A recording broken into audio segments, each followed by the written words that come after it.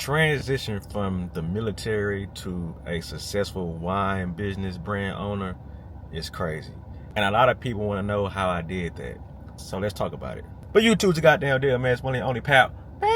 And we are back with another video, man. Like I said, people want to know my story about how I became a successful wine owner after joining or serving in the military, because military and wine don't really go hand in hand, especially because the career that I had in the military. So let's start all the way from the beginning. November 2012, I joined the world's greatest Air Force. If you know, you know. Listen, other branches, ain't no hard feelings, but the best is just the best, you know what I'm saying? So served 6 years, got out in 2018. Now, my plan was to never do 20 years. My plan was to always join the military for 4 or 6 years, get my experience, get the lifestyle, get the job security, get the financial security that the military offers, get all the benefits, XYZ. That's why I joined the military. I wanted to do something different, right? Didn't want to go to school. I wasn't the biggest patriot. It wasn't about serving my country. I'm just being honest, you know. It was just, like I said, it's for the lifestyle. It's for the money, the car, the clothes, and the. But yeah, during my time in the Air Force, I was a security forces member, which is basically a cop for the Air Force, and my specialty job was Phoenix Raven, which in civilian terms is kind of like a air marshal, right? So I was able to see the world and have all these dope experiences while, you know what I'm saying, making more money than the average airman would make.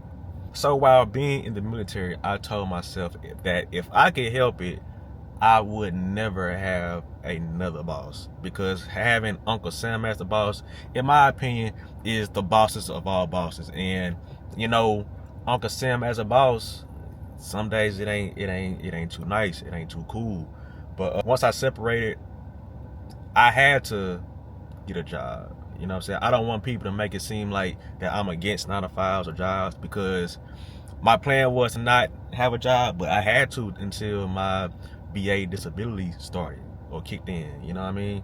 So when I separated in November, I would say I had about 6 months worth of savings saved up. I had told myself that I would give myself a year after the military to chill and relax and just give my body a break.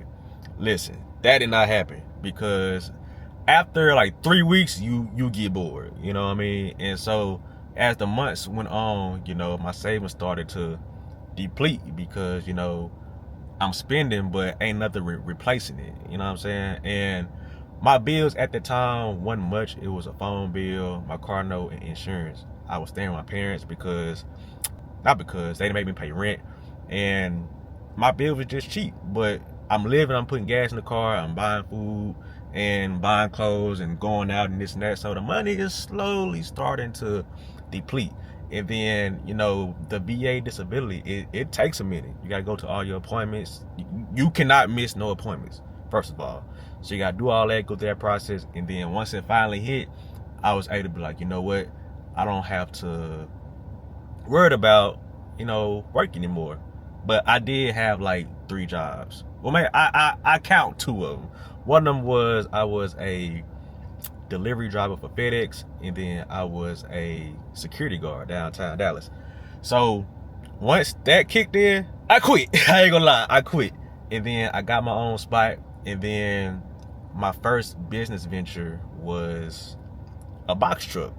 I bought a box truck because I did my research and I seen how much money you can make.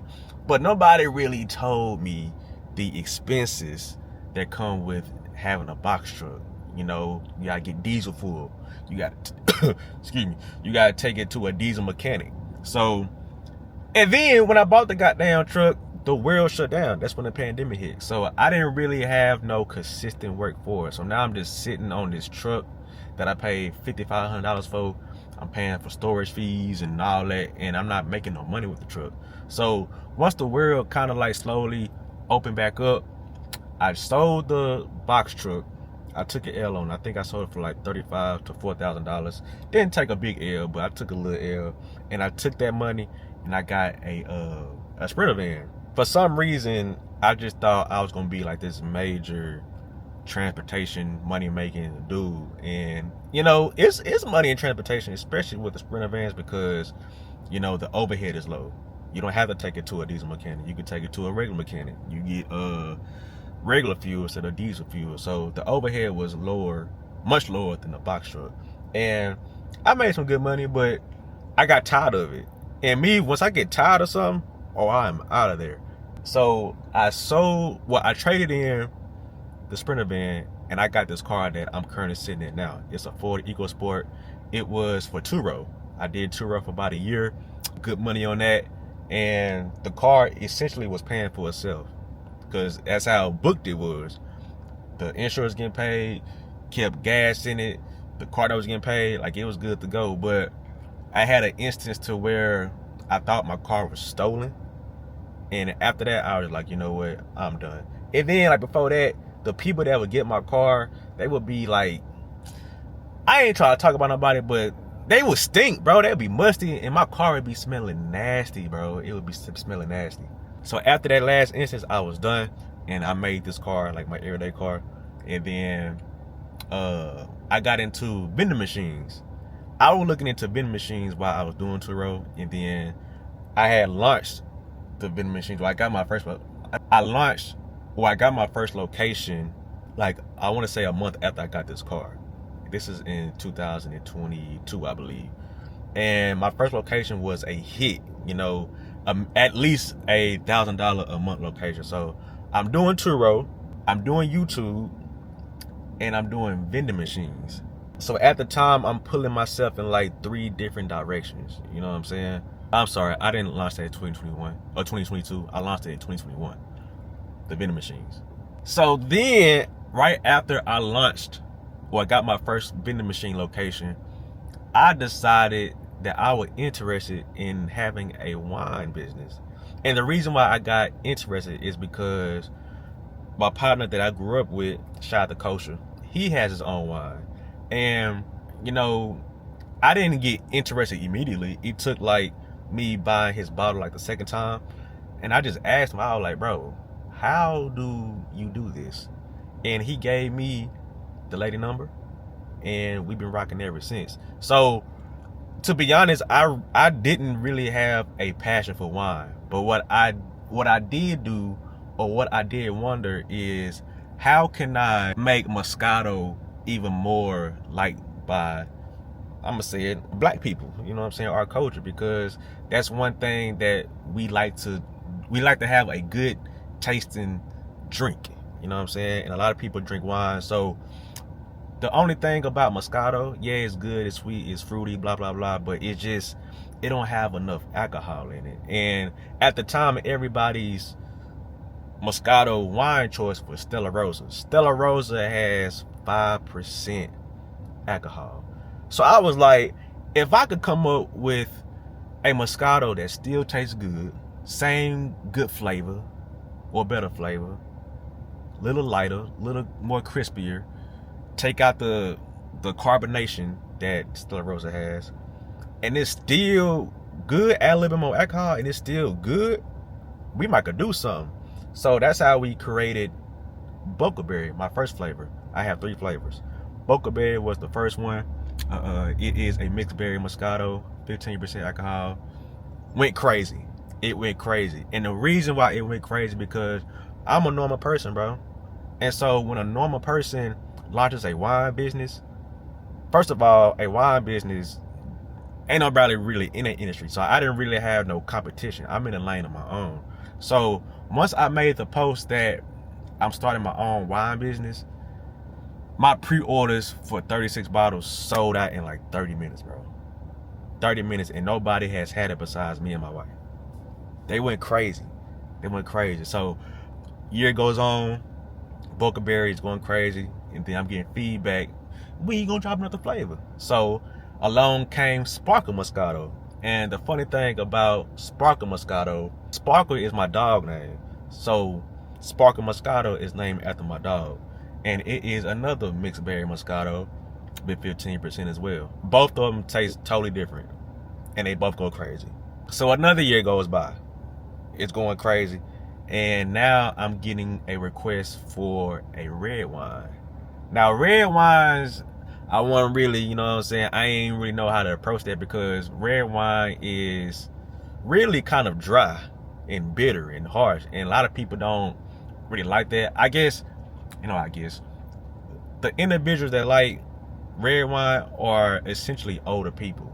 And at the time, I'm serving people my age, like in their late 20s, so they were still rocking with Moscato.